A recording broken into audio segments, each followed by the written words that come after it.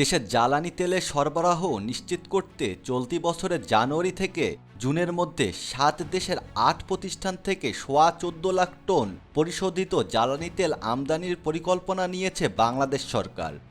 ভারত, চীন, Indonesia, Malaysia, Thailand, সংযুক্ত আরব আমিরাত ও ওমান থেকে এই তেল আমদানি করা হবে। দেশগুলো থেকে জ্বালানি তেল আমদানিতে ব্যয় হবে প্রায় ৯৬ কোটি মার্কিন ডলার, বাংলাদেশি মুদ্রায় যার পরিমাণ ১১,৪৭৯ কোটি টাকা।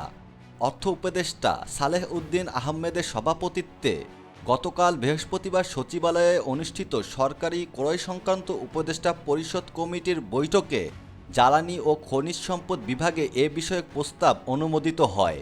বৈঠক সূত্রে জানা গেছে, সরকার থেকে সরকার পর্যায়ে অর্থাৎ G2G ভিত্তিতে এ পরিশোধিত জ্বালানি তেল আমদানি করা হবে।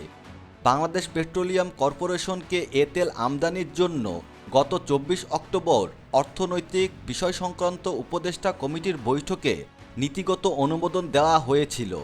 ৭ দেশের ৮ প্রতিষ্ঠানের মধ্যে চীনের প্রতিষ্ঠান ২টি, বাকি ৬ দেশের ৬ প্রতিষ্ঠান থেকে আমদানি করা হবে এ জ্বালানি তেল। চীনের প্রতিষ্ঠান দুটি হচ্ছে পেট্রোচিনা এবং UNIPEC।